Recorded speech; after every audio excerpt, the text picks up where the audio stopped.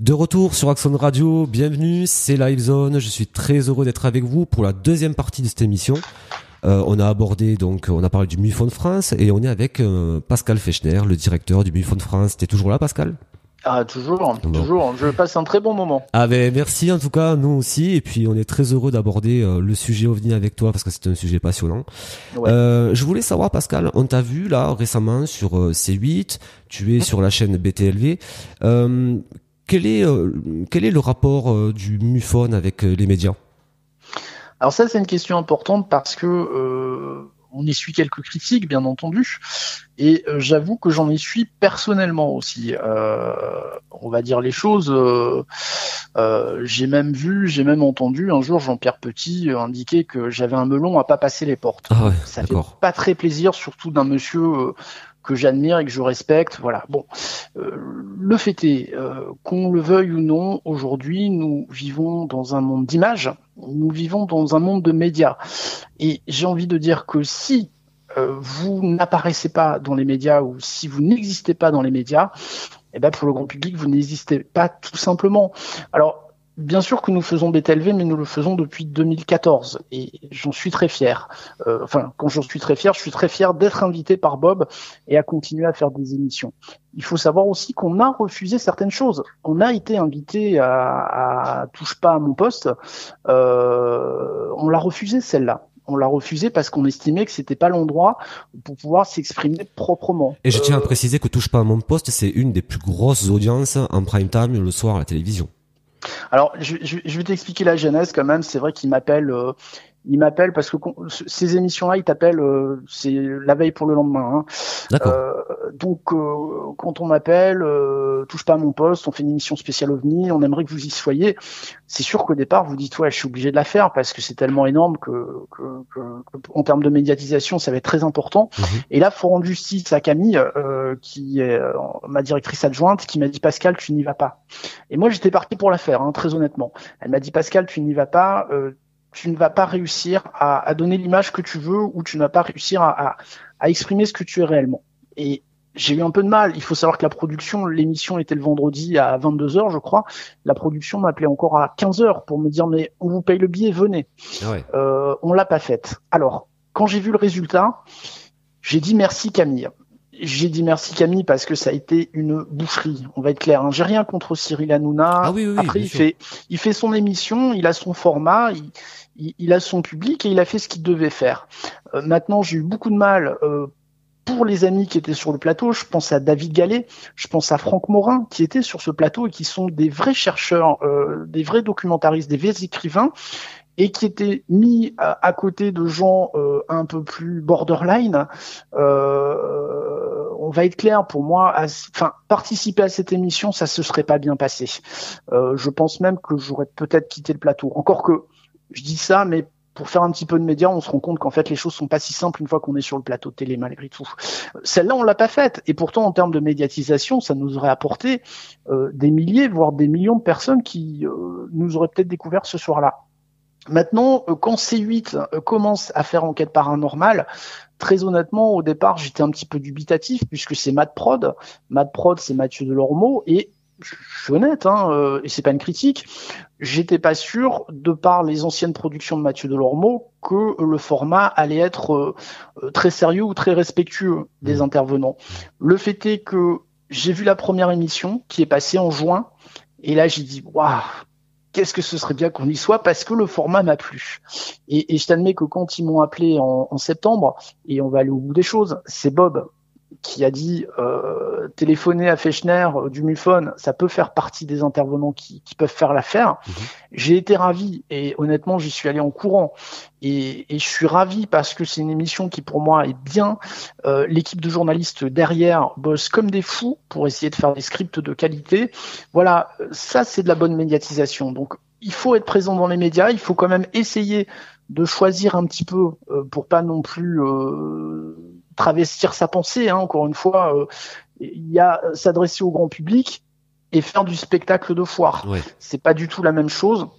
Alors on sait aujourd'hui qu'il y a certaines émissions qui, encore une fois, que je ne critique pas, hein, mais sur lesquelles la prise de parole n'est pas possible. Je pense encore une fois à Touche pas à mon poste, où il y a à peu près 3 semaines était invité le taulier, Jean-Claude Bourré. C'est le taulier, c'est le gars qui il est à l'aise partout. Enfin, je veux dire, il a fait de la télé, il a fait tout ce qu'on veut.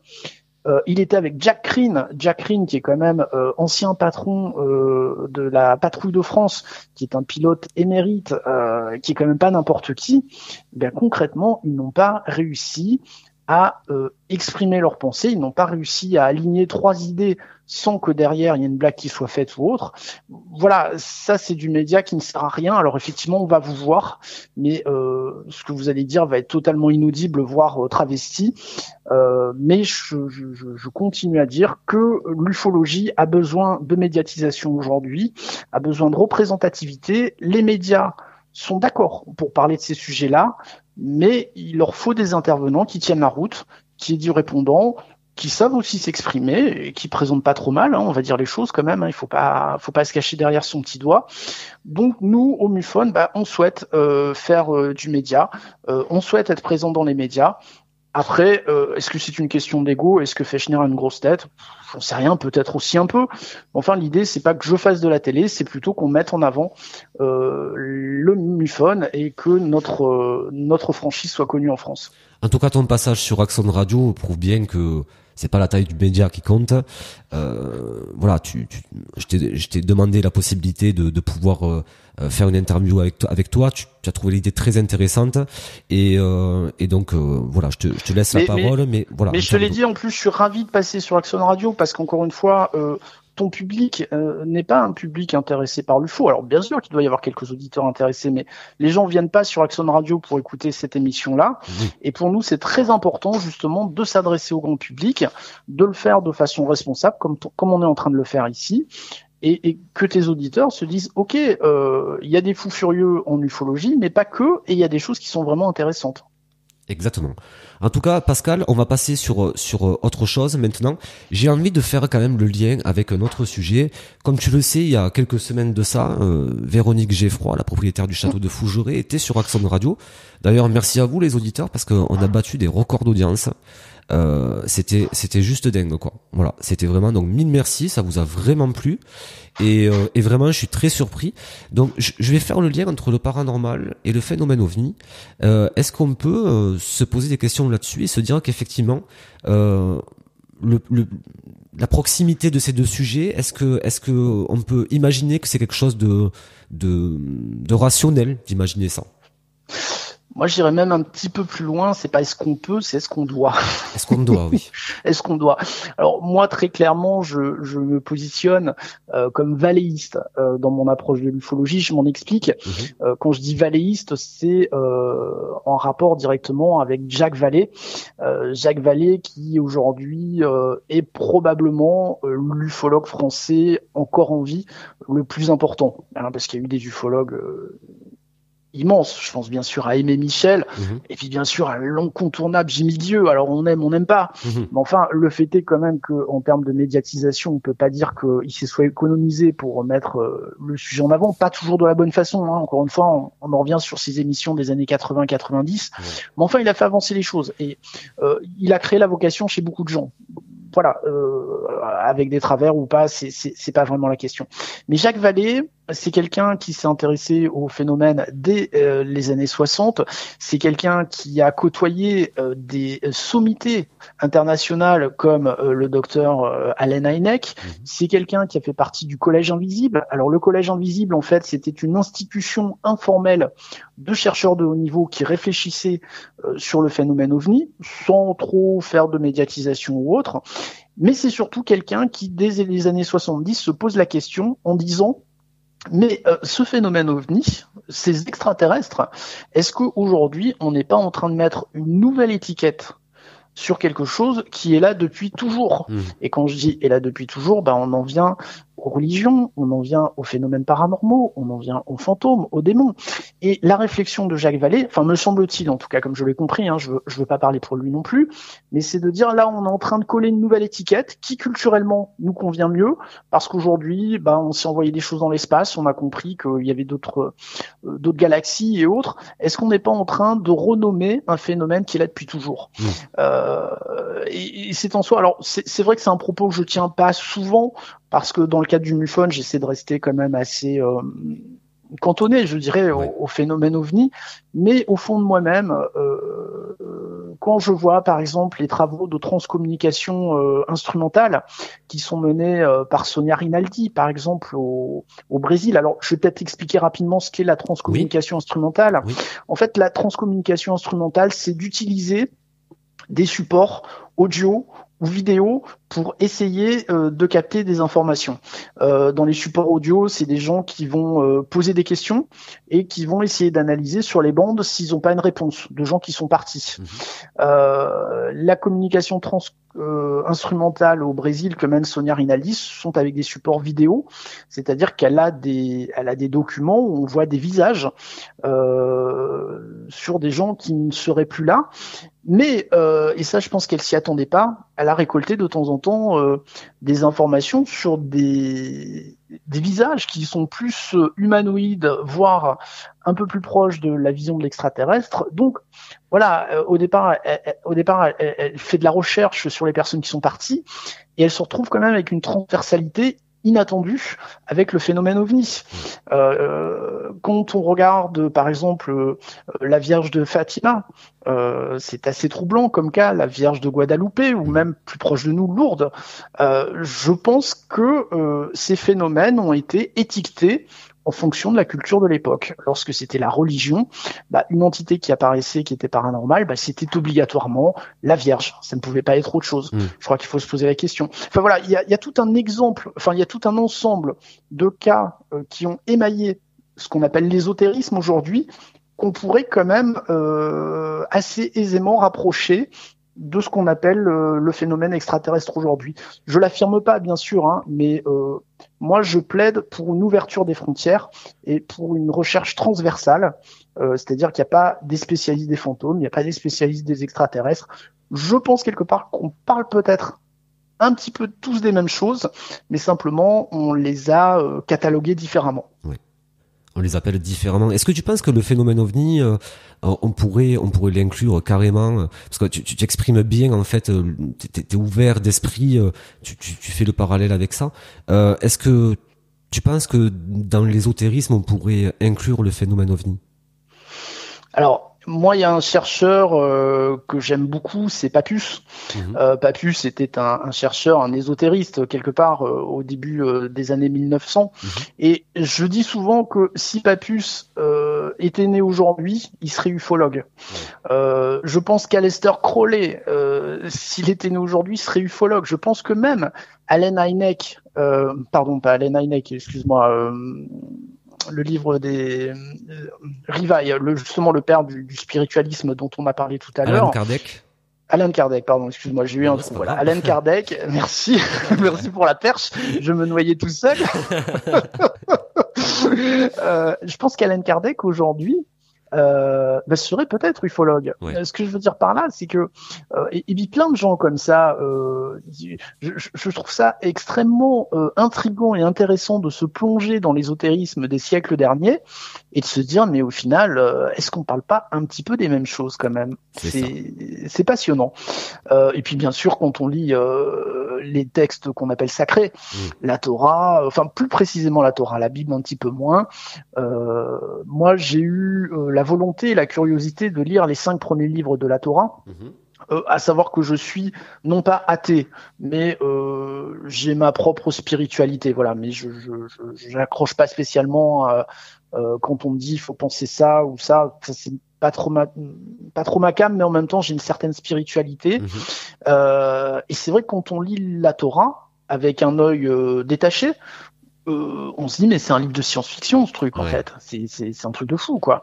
Donc voilà, moi je Alors je plaide pas officiellement, en tout cas pas pour l'instant, peut-être que plus tard je le ferai, mais c'est vrai que je m'interdis pas de créer des transversalités comme l'a fait Jacques Vallée d'ailleurs. Encore une fois, je suis loin d'être le premier à le faire. J'affirme rien, mais je pense qu'il faut quand même garder l'esprit ouvert, réfléchir. Moi, les phénomènes de poltergeist et autres, je dis ok, étudions-les, mais étudions-les de la même façon que j'étudie l'ufologie, c'est-à-dire est-ce qu'on a un témoignage certes, mais est-ce qu'on a des éléments matériels qui vont nous permettre d'avancer. Moi, j'admets que le château de Fougeray, pour parler du château de Fougeray, j'en ai discuté avec Jocelyn Keller, qui a fait quelques passages là-bas. Et je peux t'affirmer que Jocelyn, c'est pas un perdreau, hein. C'est-à-dire qu'avant de l'impressionner, il faut quand même en envoyer. Et il m'a fait part de quelques expériences qu'il a vécues là-bas qui l'ont profondément marqué quand même, sans aller au-delà.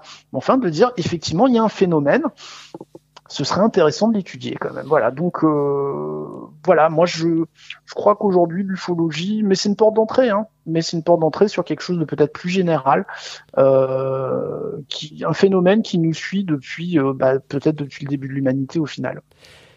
On va revenir sur nos cas d'OVNI, Pascal, si tu le veux bien. On va parler d'un cas qui s'est passé en fait aux États-Unis, en Arizona, dans la ville de Phoenix, en 97. Tout à fait.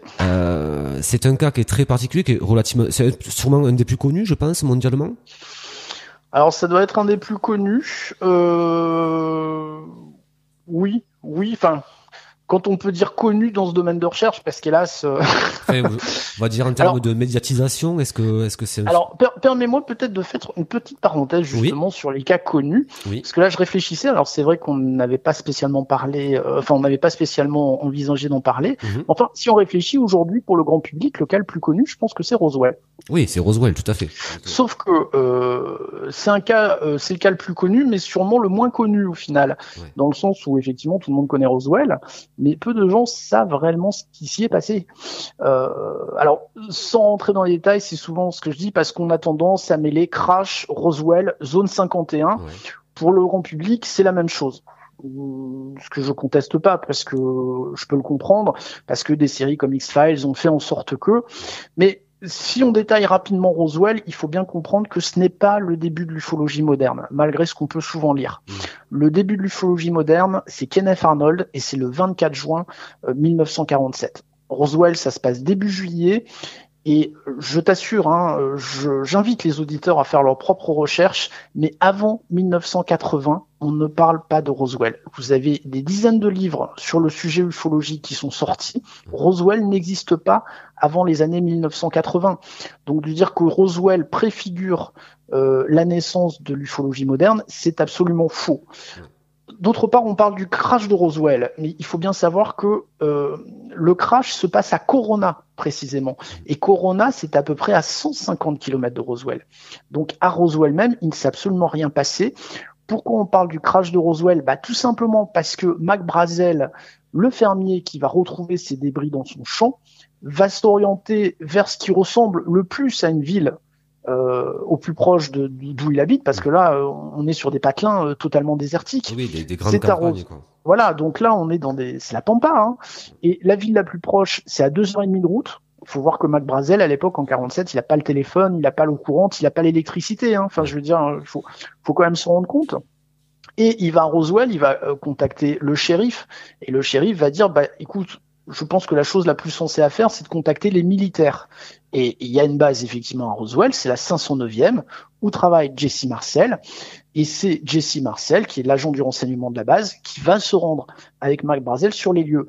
Mais encore une fois, à Roswell même, il se passe rien, si ce n'est qu'effectivement, la base militaire la plus proche, c'est Roswell. Et juste pour finir cette parenthèse par rapport à Roswell, quand on dit Roswell, la zone 51, il faut bien comprendre qu'entre Roswell, petite ville, et du Nouveau-Mexique, et la zone 51 qui est plus proche de Las Vegas, il y a plus de 1200 km. Voilà. Et que la zone 51 n'a été créée qu'en 1955 et que le crash de Roswell, c'est 1947. Donc de dire on a transporté les débris et les corps d'extraterrestres dans la zone 51, c'est une ineptie. Ben voilà. oui, Mais c'est pas cohérent. Mais c'est pas grave, mais il faut le dire. Mais parce qu'après on crée une espèce de mythologie moderne. Non, Roswell et la zone 51 n'ont aucun lien. Et le crash de Roswell, c'est le crash de Corona, si on veut être tout à fait précis. Voilà. Ça, c'est des petites choses que j'aime bien préciser. Parce que d'une part, ça montre quand même qu'on essaye de faire un minimum de recherche, qu'on se contente pas de ce qu'on peut voir dans certaines choses. Mais voilà, bon, c'est dit. Mais les lumières de Phoenix. Mais tu as bien fait d'apporter des précisions sur Roswell parce que je pense que c'est Roswell, c'est vraiment quand tu dis Roswell à quelqu'un, forcément on va te parler d'OVNI, quoi, tu vois. Donc, moi, quand on me dit alors après, c'est peut-être une déformation aussi de puriste, mais quand on me dit l'ufologie commence à Roswell, je t'admets qu'en général, je dis stop. Arrêtez tout, faut qu'on discute. Mais voilà, bon, après, voilà, c'est comme ça. Il faut pas non plus que je m'en offusque. Je pense qu'il y a pas si longtemps, même, enfin, j'étais pas du tout au courant de ça. Mais bon, ça, c'est ce qu'on essaie d'apporter en conférence aussi, justement. Ce type d'information, d'expliquer. Ouais, voilà, parce que pour que les gens sortent de la conférence au moins avec quelque chose de concret, quoi. C'est important. Mais sur les lumières de Phoenix, par contre, on est dans un tout autre gabarit. Ouais. Là, c'est quand même, je pense que c'est, on va dire, dans les 20 dernières années, un des cas les plus connus en Amérique, en tout cas on va dire les plus solides, et pour un certain nombre de raisons.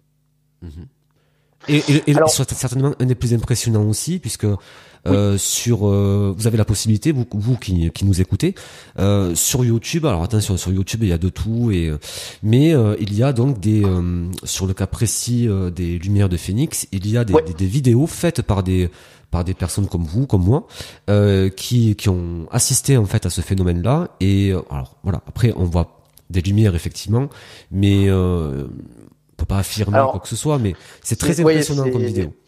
C'est un cas compliqué en même temps. Alors juste pour rappeler, les lumières de Phoenix c'est contemporain, puisque le cas qu'on appelle les lumières de Phoenix se passe précisément le 13 mars 1997. Donc c'est-à-dire il y a un peu plus d'une vingtaine d'années, ce qui est quand même très récent. Alors il faut savoir que ce soir-là, et c'est peut-être pour ça qu'il y a eu autant d'observations et autant de témoins, c'est que à ce moment-là, nous sommes donc à la veille du printemps, beaucoup de familles se trouvent dehors. Pourquoi ? Parce que normalement, ce soir-là, il a été annoncé qu'on doit voir la comète Hale-Bopp qui doit être visible dans le ciel. Donc effectivement, on a énormément de familles qui sont dehors et qui regardent le ciel en attendant de voir la comète. Sauf que c'est pas la comète qu'ils vont voir, c'est tout autre chose. Alors, juste pour préciser, ça se passe entre 19h30 et 22h30 à peu près. Ça va concerner plusieurs États, l'Arizona, mais également le Nevada, puisque justement le premier rapport, c'est 18h55 au Nevada. On a 3 témoins qui indiquent avoir fait cette observation d'un objet qui occupait la majeure partie du ciel. Donc ça doit être vraiment quelque chose de très important. On a aussi le témoignage d'une famille de 5 personnes. Ils sont dans leur voiture, ils roulent à 120 km/h et ils décriront un objet qui fait la taille de plusieurs terrains de football. Donc là, on est sur quelque chose de massif. On sait même qu'un match local a dû être interrompu, tellement les gens seront estomaqués par ce qu'ils verront. Ils décriront quelque chose d'une couleur gris sombre, mais surtout, ils décriront un silence total de l'objet. Donc, vraiment quelque chose qu'on n'arrive pas à expliquer. Et puis après, c'est Phoenix justement qui va être survolé. Alors, je veux pas trop rentrer dans les détails de l'observation elle-même parce que, comme tu l'as dit, c'est quand même assez détaillé sur Internet. Il y a des documentaires, des films qui sont faits.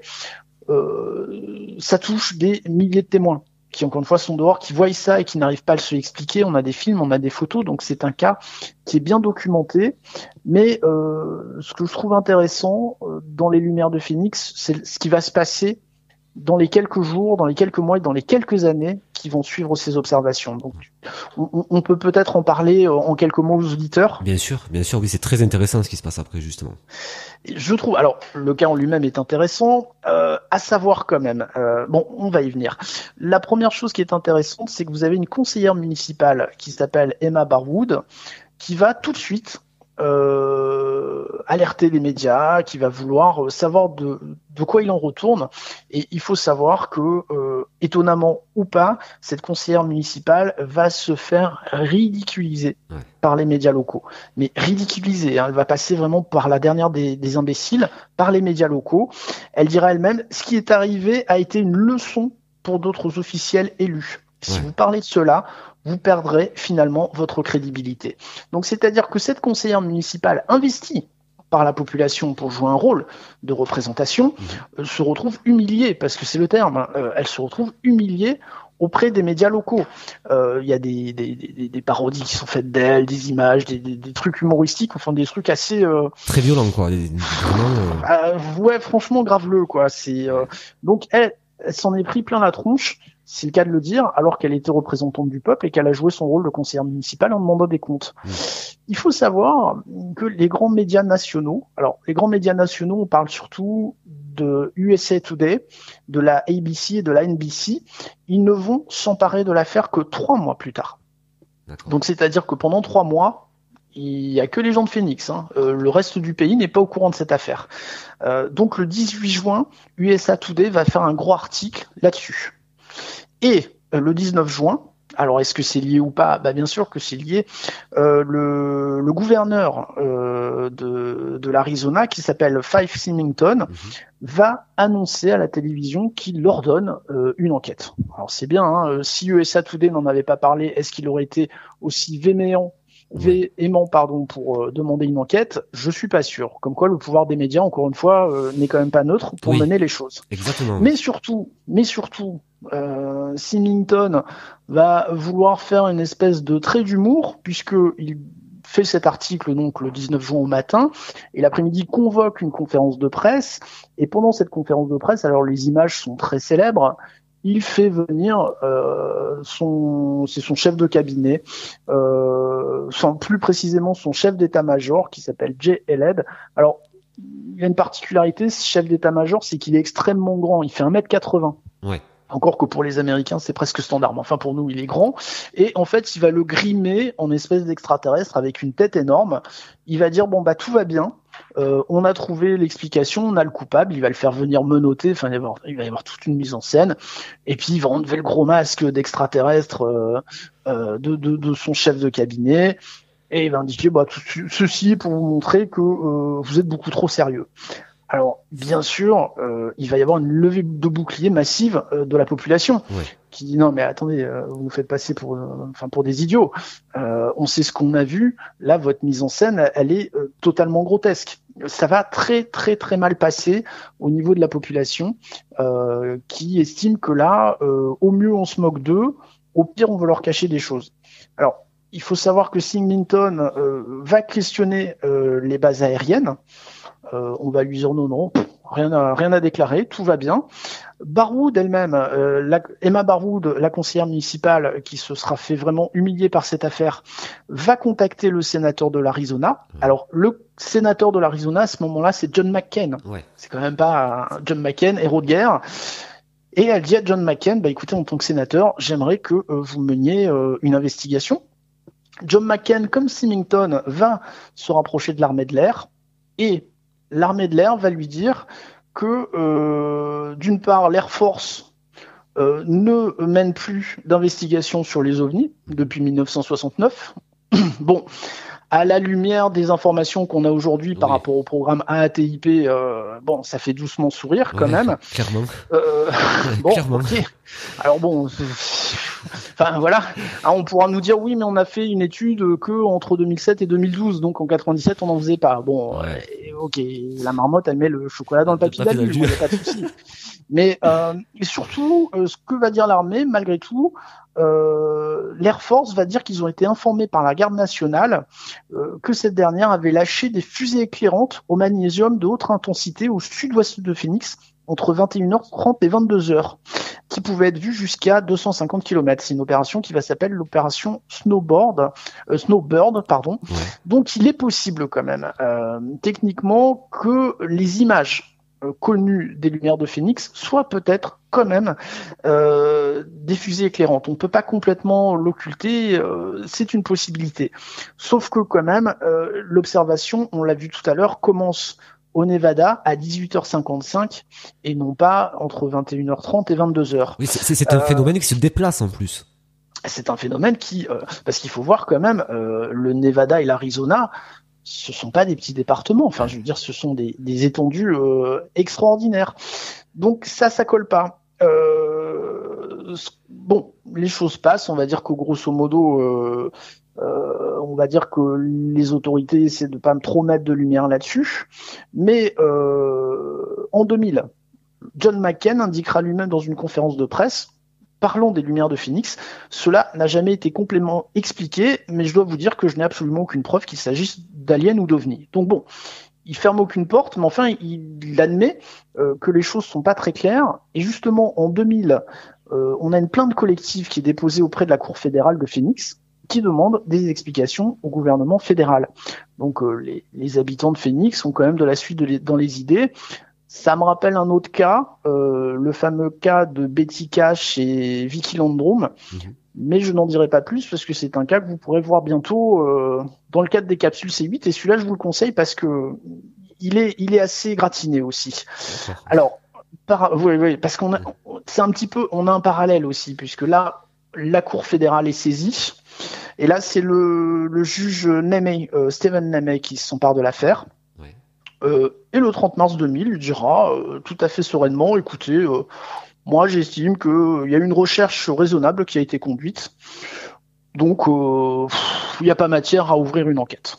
Bon, ok, donc c'est-à-dire des milliers de témoins, des vidéos, des photos, un sénateur qui dit que lui-même estime qu'il y a des zones d'ombre, que tout n'est pas éclairci, mais le juge lui dit circuler, il n'y a rien à voir, c'est pas si intéressant que ça.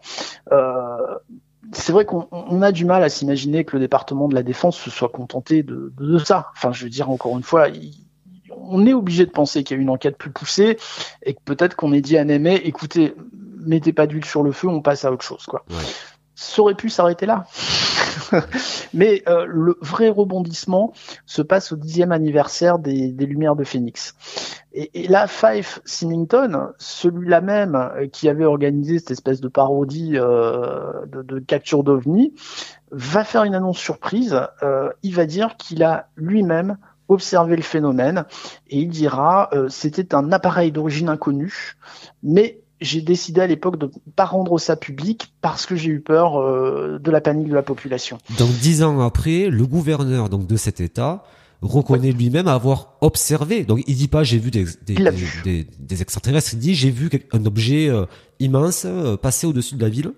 J'ai vu quelque chose et c'était d'origine inconnue. Alors, après on pourrait dire oui, mais il a beau être gouverneur, c'est pas un technicien du ciel. Ouais. Sauf que Symington, c'est quand même pas n'importe qui, c'est un vétéran décoré de l'Air Force au Vietnam, c'est-à-dire qu'il est pilote, c'est-à-dire qu'il sait quand même voir ce qu'il y a dans le ciel, pas ciel, et à cette époque-là, il est encore pilote. Enfin, je veux dire, encore une fois, c'est quelqu'un qui a l'habitude d'être dans le ciel et de reconnaître les choses quand même.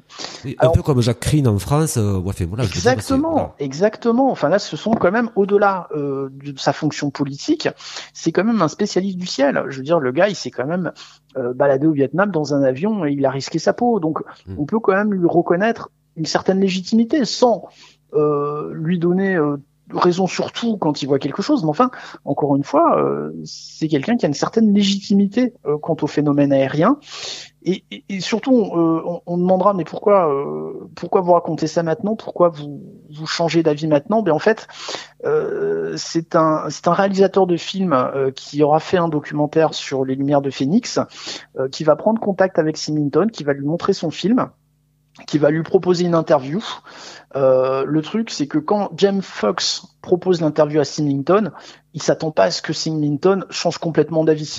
La raison de la volte-face, Symington dira « J'étais assez dégoûté de voir les gens ridiculisés pour avoir rapporté les observations légitimes. » James Fox va mettre 2 jours. Il a l'interview en boîte, il va mettre 2 jours pour digérer ce que Symington lui a dit. C'est-à-dire que pendant 2 jours, il sait pas quoi en faire. Il dit mais c'est énorme. Ouais. L'ancien gouverneur me dit qu'il l'a vu, que c'est pas. Enfin, il remet tout en question. Et là, James Fox est embêté parce qu'à la rigueur, il dit c'est trop gros pour moi. Je sais pas quoi en faire. Donc, ce qu'il va faire, il va contacter la célèbre journaliste Leslie Keane, qui est une journaliste vraiment très très en pointe sur le phénomène OVNI. Leslie Keane va interviewer elle-même Symington dans le cadre d'une interview écrite, et cette interview va sortir dans un petit journal au départ. C'est le Daily Courier, c'est un journal de l'Arizona. Ça va paraître le 18 mars 2007. Alors, ce que je te propose, je vais essayer de retrouver cet article dans son intégralité, et puis éventuellement on mettra le lien aux auditeurs pour qu'ils puissent lire ce qu'il en est, parce que ça c'est un document d'époque. Il sera titré « Symington confirme qu'il avait vu l'OVNI il y a 10 ans ». Voilà. Donc, ce qui est intéressant, au-delà du phénomène qui a quand même marqué les esprits, c'est surtout de voir les mécanismes qui s'enclenchent derrière quand un tel phénomène est observé. On voit la pauvre conseillère municipale qui se fait massacrer. On voit quand même que pendant 3 mois, c'est silence radio, et qu'il aura fallu qu'un média national prenne le cas et l'expose au grand public pour que les politiques se sentent obligés de devoir agir, de demander des enquêtes, de faire des choses. Et même là, 10 ans après, le politique dira oui, c'est sûr qu'il y a quelque chose qui allait pas. Mais à l'époque, j'ai pas su quoi en faire, j'ai eu peur de la réaction des gens, j'ai eu peur moi-même du ridicule. Enfin voilà, c'est quand même pas rien. Et je trouve que l'analyse de ces mécanismes est vraiment déjà sociologiquement très intéressante. Et puis moi, je t'admets que ce genre de choses, je lis ça comme une enquête policière. Je trouve ça passionnant. Et moi, quand je lis ça, je me dis qu'il n'y a pas besoin d'en rajouter. Il n'y a pas besoin de parler des reptiliens, du Bas-Astra. Il n'y a pas besoin. C'est déjà en soi une vraie enquête policière. Ah mais c'est totalement passionnant. Je voulais juste savoir, Pascal, est-ce que le phénomène en lui-même, ce déplacement d'objets, présumés objets, ces lumières qui ont traversé le ciel de l'Arizona, est-ce que on a eu des phénomènes similaires quelques années plus tard? Est-ce qu'on a eu des phénomènes similaires à ce qui s'est passé à Phoenix? Alors, il semblerait qu'il y ait eu des phénomènes à peu près similaires entre 2007 et 2008, encore que sur 2008, on a envisagé que c'était des ballons à l'hélium. Hein, donc, mais par contre, là, tu soulèves un point qui est très très très important. Parce que souvent, lorsqu'on fait un appel à témoins pour une observation locale et récente, on se retrouve, ou les journalistes se retrouvent avec des remontées de témoignages antérieurs. Et ça, c'est important. Je dis toujours, attention, chaque observation est différente.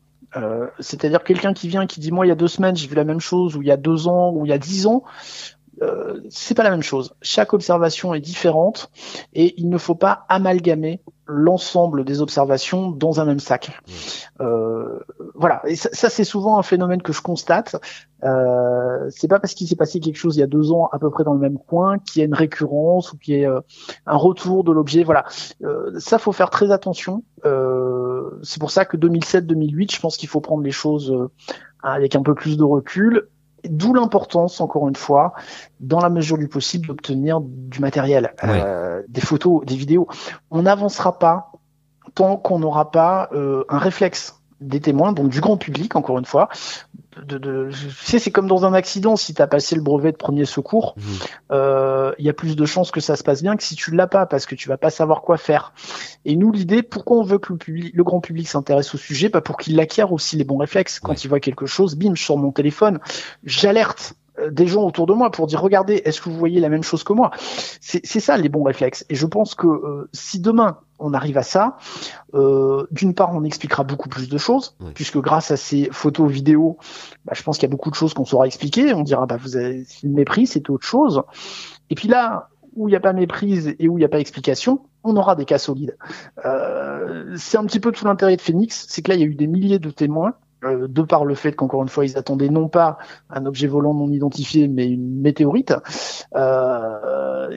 C'est en ça que le cas est intéressant. S'il y avait eu qu'une personne qui avait vu, le cas de Phoenix aujourd'hui serait totalement inconnu. Ah, tout à fait, tout à fait. Oui, là, ça a été vraiment l'abondance de témoignages qui allait dans le même sens, qui a généré en fait l'intérêt, quoi.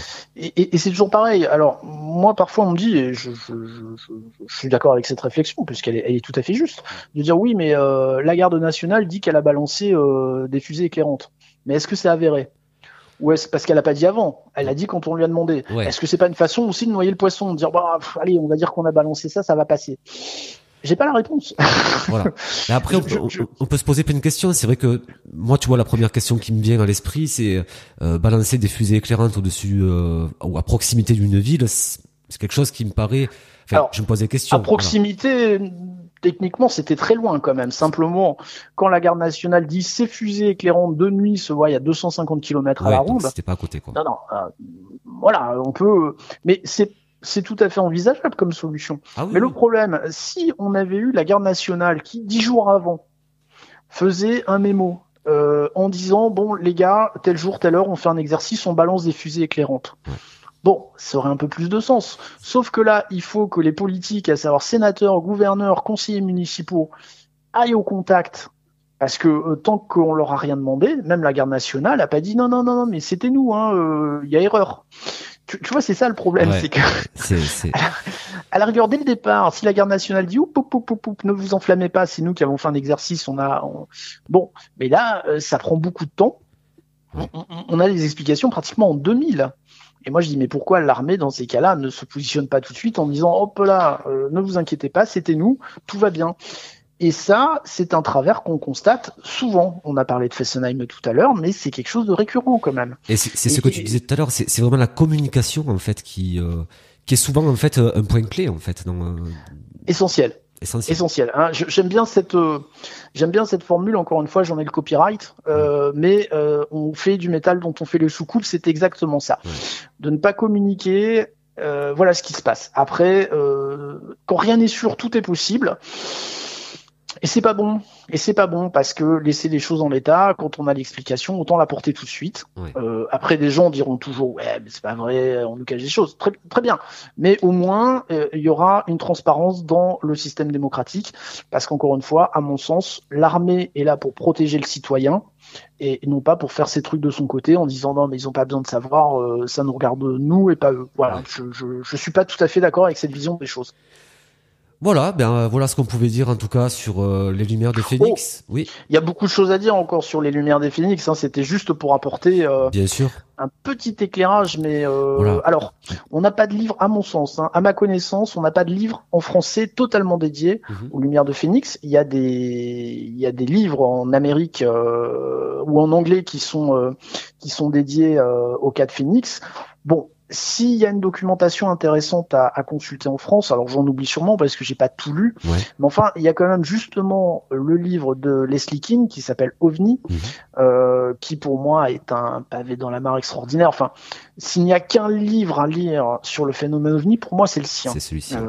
Il est énorme. D'ailleurs, j'invite tous les ans, c'est un peu régulier chez moi, à dire vous voulez offrir un livre sympa à Noël, offrez celui-là. C'est un monument. Pour moi, c'est vraiment le livre à lire. Je pense qu'il faudrait même le faire lire à l'école, ouais. Parce qu'encore une fois, tous ces phénomènes de fake news et autres, ils sont là, ils existent. Je suis bien d'accord. Mais pour moi, la censure, c'est la dernière des choses à faire. Ouais. Je pense qu'au contraire de la censure, il faudrait. Les auditeurs vont dire, mais là, ça y est, il a fondu, là, il faut l'arrêter. Et j'estime même qu'il faudrait parfois que le MUFON se déplace dans les écoles, se déplace dans les collèges, et qu'on explique comment on travaille et qu'on montre certains cas qui pourraient a priori. Je te parlais du cas de Fessenheim, par exemple, tout à l'heure. Nous, notre boulot, c'est de dire, tout va bien, c'est expliqué. C'est très étonnant. Mais on a eu l'explication. Et je pense qu'en faisant comme ça, en faisant de l'éducation, en apprenant aux jeunes à réfléchir par eux-mêmes, on obtiendrait de bien meilleurs résultats que de faire de la censure. La fake news existe, elle a toujours existé dans le monde politique, économique, militaire. Vouloir quelque part censurer la fake news, c'est une espèce de totalitarisme pour moi. Ah ben exactement. Je suis d'accord avec toi, totalement d'accord avec toi. En tout cas, ce que je te propose, c'est qu'on mette les liens les liens des articles que tu m'as dit tout à l'heure sur la page YouTube d'Axon Radio? Alors, j'en profite justement, c'est vrai qu'on l'a pas abordé, mais le MUFON France fait une veille médiatique quotidienne de l'actualité mondiale sur le sujet. C'est-à-dire que nous mettons des articles que nous traduisons la plupart du temps, puisque nous ne contentons pas de la presse française. Heureusement, parce que sinon, hélas, on n'aurait pas grand-chose à mettre. On va en parler justement de la presse française. On va en parler justement, mais sachez qu'on a une vraie politique d'information. On sélectionne les articles, on essaie de trouver des articles qui ont du sens, mais surtout des articles récents. Ouais. Moi, mettre un article qui a 2 ans, ça m'intéresse pas, sauf cas exceptionnel, anniversaire ou autre. Mais nous, ce qu'on essaye de faire, c'est vraiment d'aller chercher de l'actualité récente. Et je peux vous assurer que en allant chercher l'actualité récente, c'est vraiment, il y a déjà matière à faire quand même. Matière à faire. Alors justement, je vais rebondir là-dessus. On va parler des médias et plus principalement des médias français. Oui. Là, ces dernières semaines, pour les personnes qui s'intéressent à l'ufologie, il s'est passé plein de choses et on a eu donc une augmentation du nombre d'articles dans les grands médias nationaux, que ce soit presse, télévision, tout ça. Qu'est-ce qui s'est passé, Pascal? Alors, c'est étonnant et je crois que, pour comprendre mon étonnement, mais quand je dis mon étonnement, je crois qu'on peut élargir l'étonnement du monde ufologique français. Il faut revenir à décembre 2017, je crois, parce que la genèse est là. Décembre 2017, qu'est-ce qui se passe? On a un article qui sort dans le New York Times, un article qui va faire l'effet d'une bombe nucléaire. On va être clair. Décembre 2017, c'est un article qui est écrit entre autres par Leslie Kean, dont nous avons parlé il y a quelques minutes. On apprend que l'armée américaine avoue, quelque part, on peut utiliser ce mot-là, avoue avoir fait une étude sur le phénomène UFO entre 2007 et 2012. On a même des chiffres, c'est une étude qui aurait coûté à peu près 22 millions. Sur 5 ans, on va être clair, 22 millions sur 5 ans pour l'armée américaine, c'est une goutte d'eau. Oui, c'est pas grand-chose. C'est un budget, mais pour le budget américain, c'est absolument rien du tout. Et on a surtout une association, une structure qui se crée, c'est la structure To The Star Academy, qui a été créée par le chanteur rock Blink 42. Non, je te dis peut-être une bêtise. Tom DeLonge, qui est un rocker, en fait, au final, on peut se demander ce qu'il vient faire là-dedans. Enfin, le rocker, il a vendu beaucoup d'albums, donc il a beaucoup d'argent. Et il décide massivement de faire avancer la recherche. Alors, s'il y avait que Tom DeLonge, alors on se dirait, ok, c'est une lubie d'un rocker, mais bon, ça va pas aller bien loin. Sauf que là, il est épaulé quand même par des pointures, à savoir Luis Elizondo, qui se présente comme le patron du programme AATIP, c'est-à-dire le programme qui a étudié le phénomène de ces années 2007 à 2012, et il s'entoure aussi de personnalités comme Chris Mellon, qui est très proche des militaires, très proche du département de la Défense, et là ça prend un tout autre poids. Mais ce n'est pas tout. To The Star Academy diffuse surtout 3 vidéos et qui vont faire l'effet d'une bombe, puisque ce sont 3 vidéos qui ont été filmées par des avions de chasse en 2004. On appelle ça le Nimitz Incident, avec un espèce de phénomène qui n'est pas identifié, et on entend surtout les pilotes parler pendant cette vidéo qui semblent totalement estomaqués par ce qu'ils vont voir. Quand cette information sort en 2017, on va être clair, et on était en première loge parce que le hasard a fait que ce matin-là, j'étais à Marseille avec Jocelyn Keller, justement. Il était à Marseille, je bossais pas. Et bien sûr, Bob rebondit tout de suite sur l'information et on fait à chaud une prise de parole là-dessus. On dit, c'était quelque chose d'exceptionnel qui est en train de se passer. Moi, pendant tout le week-end, j'ai suivi l'évolution de l'information. Et c'est étonnant parce que ça faisait vraiment comme un incendie autour du globe. C'est-à-dire que je voyais progressivement le Japon, l'Inde, l'Europe. Sauf que, étonnamment, la France a déclenché une espèce de pare-feu. Je sais pas, on a été protégé quelque part. Parce que techniquement, il n'y a à peu près que le Parisien qui a fait un article dessus. Donc, les médias n'en ont pas parlé. Ça a été vraiment silence radio en France, alors que partout dans le monde, ça faisait vraiment un scoop mondial. Bon, l'information aux États-Unis depuis 2 ans a été suivie. Il y a des journalistes comme Chris Tucker qui font régulièrement des prises de parole. Chris Tucker qui, quand même, au printemps, interviewe le président Donald Trump et qui a le courage, parce que je dis qu'il faut du courage quand même pendant l'interview, de dire « Monsieur le Président, ces histoires d'OVNI, où on en est ?» Bon, alors c'est clair, ça a dû être préparé parce qu'on ne peut pas poser cette question au président des États-Unis si elle n'est pas préparée en amont. Hein. Ça, c'est évident. Et Trump lui-même dit oui, j'ai effectivement été briefé. Bon, moi, personnellement, mon avis c'est des conneries, hein, en gros. Hein. Mais j'ai été briefé. Là, pareil, l'information circule dans le monde. Très peu en France. Et c'est très dernièrement une information d'un site qui n'est pas un site d'information pure, on va dire. Hein. C'est le site du Black Vault, qui est un site qui recherche des informations sur l'armée militaire et autres. Sur ce site, le porte-parole du département de la Défense annonce, oui, je vous confirme, les vidéos qui ont été publiées en 2017 viennent bien de nos serveurs. Par contre, il n'était pas prévu qu'elle soit diffusée au grand public, mais je vous confirme que ce sont pas des montages, que ce sont des vraies vidéos. Et là, étonnamment, je sais pas, il y a un verrou qui s'est désamorcé.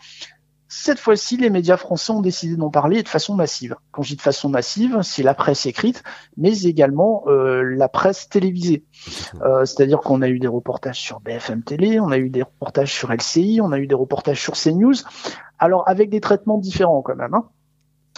Des chaînes ont été plutôt dans la rigolade, avec des chroniqueurs goguenards, alors qu'ils n'avaient aucune connaissance du dossier. Hein. Ça, je revois un Apathy mort de rire.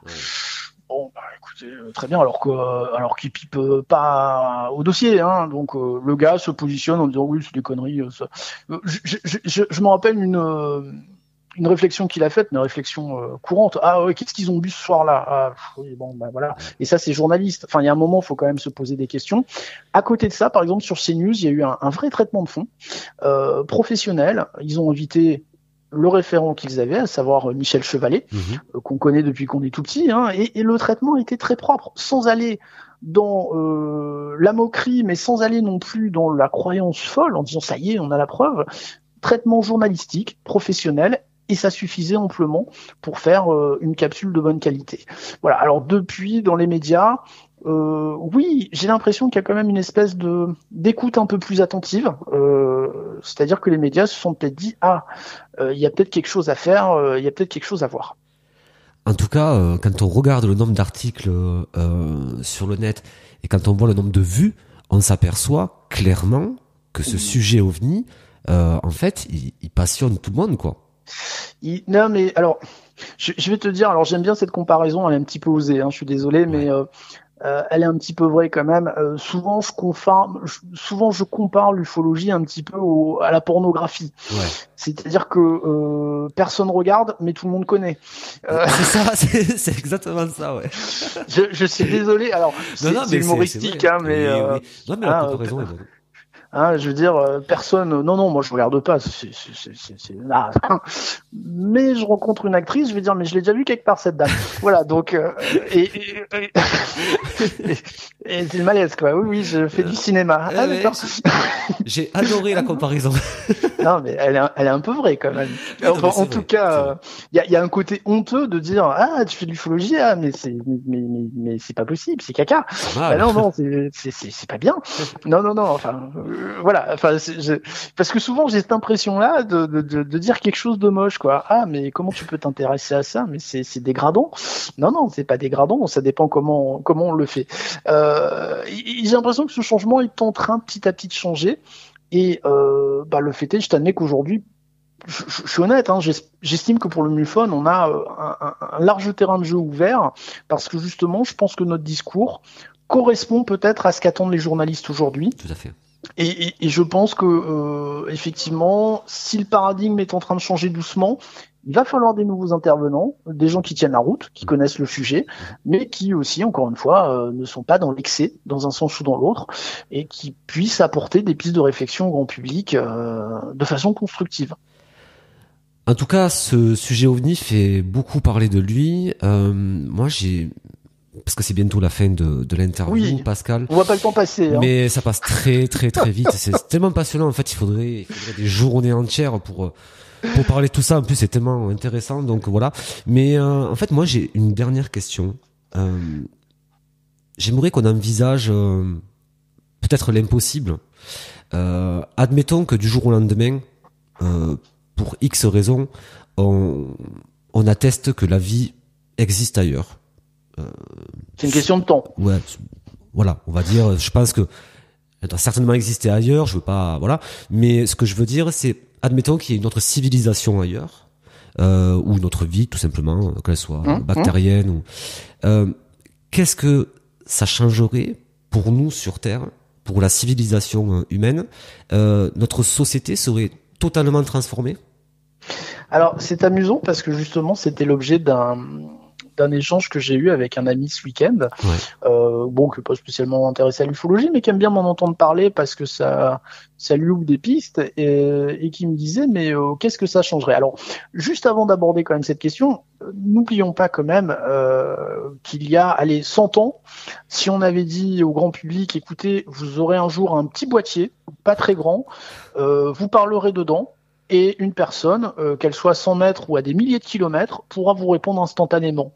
Et même qu'avec ça, vous pourrez faire des photos, regarder des films, envoyer des messages. Je pense que tu serais passé pour un doudingue. Ah, mais clairement.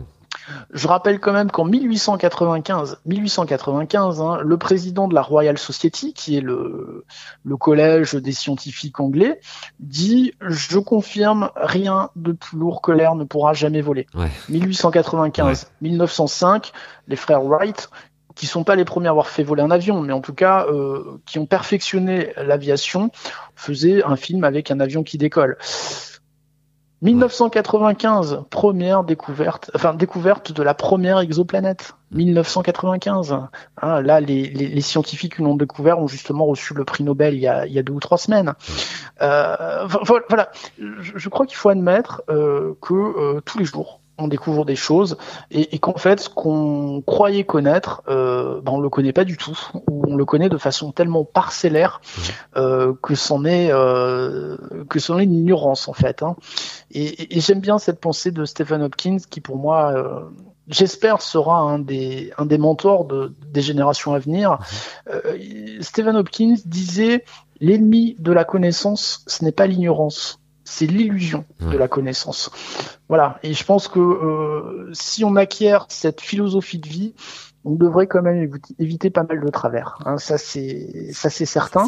Et je me rends compte malgré tout que j'ai perdu la question que tu m'avais posée. Donc je te disais, en fait, pour une éventuelle.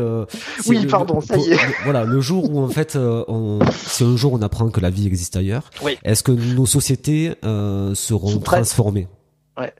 Alors c'est un vrai débat. Hein. Moi, je conseille la lecture d'un livre merveilleux de Christelle Séval qui s'appelle Contact et Impact. C'est un livre qu'elle a écrit en 1995, mais qui pour moi reste tout à fait d'actualité parce qu'elle brosse l'ensemble des conséquences possibles. Alors certaines personnes disent oui, on absorbera l'information et 5 minutes après, on sera passé à autre chose. C'est possible aussi, si on apprend l'existence d'une vie microbienne, bactériologique, peut-être, effectivement. Maintenant, si demain on nous dit, ok, en fait, on va tout vous dire, vous n'êtes pas fils unique. Au final, vous avez plein de grands frères, pardon, pas des petits. Enfin, vous en avez aussi, mais vous avez surtout des grands frères et des grandes sœurs. Et vous savez quoi? Ils sont beaucoup, beaucoup plus malins que vous. Et on vous a mis dans un coin parce que vous étiez un petit peu turbulent, voire agressif, voire carrément dangereux. Donc, on a attendu de voir un petit peu comment vous tourniez avant de vous insérer à la maternelle ou à l'école, parce qu'on n'était pas sûr que vous soyez adapté à une vie un peu plus globale. J'ai du mal à croire, en tout cas aujourd'hui, hein. J'entends aujourd'hui, j'ai du mal à croire qu'on prendrait correctement la nouvelle.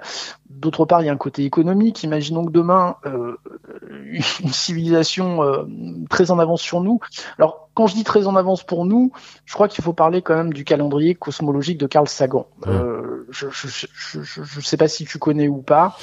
En 2 mots, Carl Sagan, dont on a fêté récemment le 85e anniversaire, mais il est mort, mais il aurait eu 85 ans, qui est un célèbre astrophysicien, qui est à l'origine du programme SETI, qui est justement celui qui a écrit le livre Contact, dont le film a été tiré, a eu l'idée un jour de faire un calendrier cosmologique, c'est-à-dire qu'il a dit, prenons le départ de l'univers, c'est-à-dire le Big Bang, il y a 13,5 milliards d'années, et datons ces 13,5 milliards d'années comme le 1er janvier. Et le moment actuel comme le 31 décembre. Donc on ramène tout ça sur une seule année. Il faut savoir que notre civilisation apparaîtrait en gros le 31 décembre à 23h59 et 55 secondes par exemple. D'accord. Non, mais c'est un calcul qu'il a fait et qui est quand même parlant. Et la question était, imaginons qu'une civilisation se développe, mais le 13 septembre, le 4 avril, d'accord, voilà, voire le 2 janvier. Comment dire? Alors, si elle n'a eu la chance, si elle ne s'est pas fait détruire par un phénomène météorite ou tout ce qu'on veut, ou si elle a eu la chance de ne pas s'auto-détruire, ce qui quand même nous parle peut-être un peu plus, où en serait-elle par rapport à nous? Quelle avancée elle aurait? Alors imaginons une civilisation extraterrestre qui vient nous voir en disant, bon, écoutez, vos problèmes de santé, vous en avez plus, vous êtes maintenant immortel, on a tout ce qu'il faut. Ça veut dire que l'industrie pharmaceutique se casse la gueule. Vos problèmes d'énergie, non, mais vous inquiétez pas, on a ce qu'il faut, vous n'avez plus besoin d'énergie fossile ou tout ça. Donc là, c'est l'économie de l'énergie qui se casse la figure. Vos économies, votre système économique, il est tout pourri. On a des solutions beaucoup plus intéressantes. Enfin, ce que je veux dire par là, et c'est ce qu'on a constaté, alors c'est peut-être une réflexion anthropocentrique, je l'intègre, mais ce qu'on a constaté, c'est qu'à chaque fois qu'une civilisation, alors j'aime pas le terme plus avancée, mais en tout cas plus avancée technologiquement, rencontrait une civilisation moins avancée technologiquement, je dis ça parce que je suis pas sûr que les Espagnols ou les Portugais à l'époque étaient plus avancés que les Aztèques ou les Mayas. Ouais. Mais ils étaient plus avancés technologiquement puisqu'ils avaient des fusils. Bon, qu'est-ce qui se passe dans ces cas-là? C'est la civilisation la moins avancée technologiquement qui est détruite. Qui est détruite dans ses fondements, qui n'est pas détruite physiquement, mais qui est détruite économiquement, qui est détruite culturellement. Spirituellement.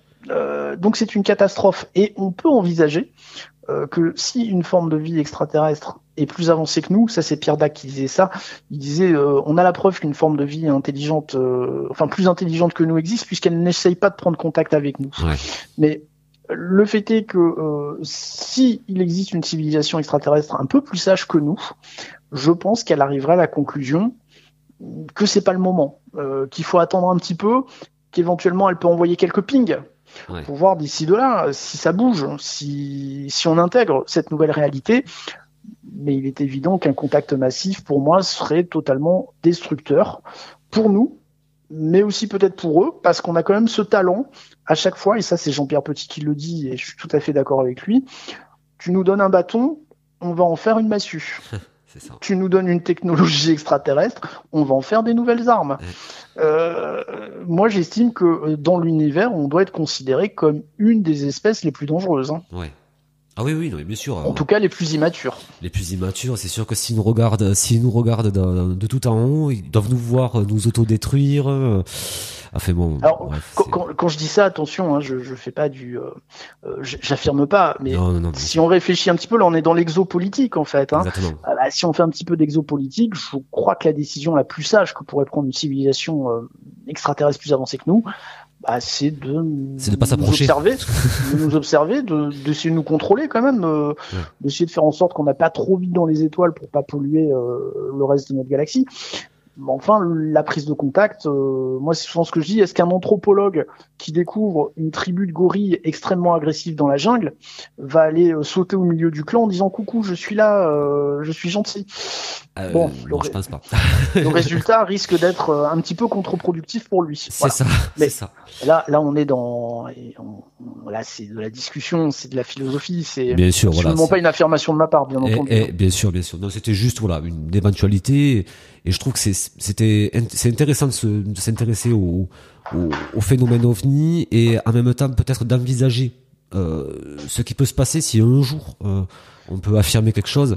Alors, je sais pas si tu as noté, parce qu'après il y a tout le côté aussi bactériologique, microbien, on va dire ça comme ça.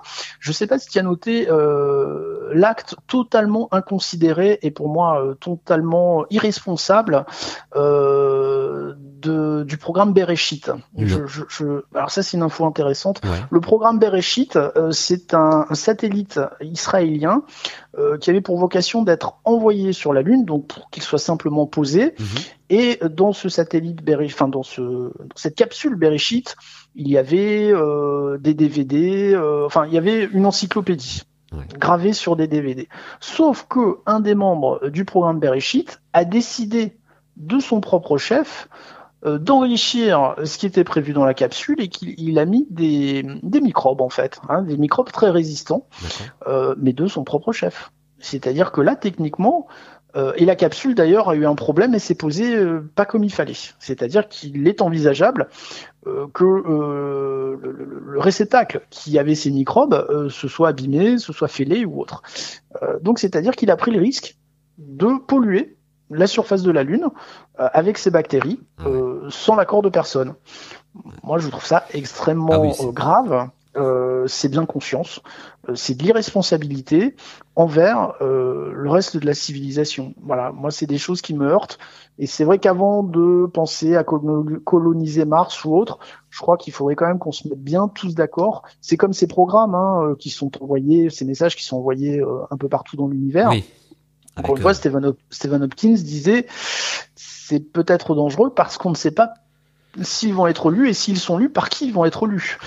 C'est-à-dire que dévoiler notre existence sans savoir à qui on va la dévoiler, c'est peut-être un petit peu risqué. C'est pas complètement faux. On a envoyé l'information en fait sur. Je ne sais plus le nom du satellite, je ne sais plus de la capsule. On a eu la sonde Voyager. Voyager. Enfin, il y en a eu d'autres puisque maintenant c'est le METI qui d'un commun accord avec lui-même décide d'envoyer des messages dans l'univers. Moi, j'admets que je ne suis pas d'accord avec cette initiative. Je crois qu'avant d'envoyer des messages, il faudrait quand même en savoir un petit peu plus. C'est un principe de prudence, tout simplement. Une question de sécurité, ça c'est clair. Écoute, en tout cas, Pascal, merci beaucoup pour cette émission, pour ton intervention, c'était passionnant. Oui, j'ai passé un très bon moment, c'est passé vite. Ah, c'est passé très très vite, mais on aurait pu passer encore plusieurs heures. J'espère sincèrement que les auditeurs d'Axon vont aimer cette émission, en tout cas vont aimer qu'on parle de ce sujet-là. Voilà, je pense que on a essayé d'être clair, on a essayé d'être pédagogique sans trop être technique. En tout cas, moi j'ai passé un excellent moment en ta compagnie. Écoute, merci beaucoup, moi c'était un réel plaisir et puis voilà, franchement, le sujet c'est le sujet qui est passionnant et puis en plus toi comme intervenant c'était juste top, donc merci, je suis sûr que les auditeurs vont apprécier et en tout cas on mettra tous les liens en description et je vous encourage à aller visiter le site du MUFON France, www.mufonfrance.com. N'hésitez pas et on peut te suivre aussi sur les réseaux sociaux. Alors nous avons également une page Facebook, bien entendu, MUFON France, tout simplement, où on met aussi beaucoup d'informations. Alors sur le MUFON France, sur la page du MUFON France, des fois on me reproche de faire de l'humour. Bon, moi il faut savoir que j'estime que c'est un sujet très sérieux, mais pas grave. Donc on a le droit aussi de se moquer de soi-même, et puis de temps en temps aussi de rigoler un peu. Je crois que l'humour fait partie de notre espèce. Donc bien sûr. Il faut pas hésiter à rire. Écoute, en tout cas, moi je t'ai déjà rejoint sur la page du MUFON France. C'est vrai, et je t'en remercie. Et j'encourage les auditeurs à le faire. En tout cas, Pascal Fechner, directeur du MUFON France, était avec nous sur Axon Radio. Je vous dis à très bientôt pour un nouveau Live Zone. Ciao.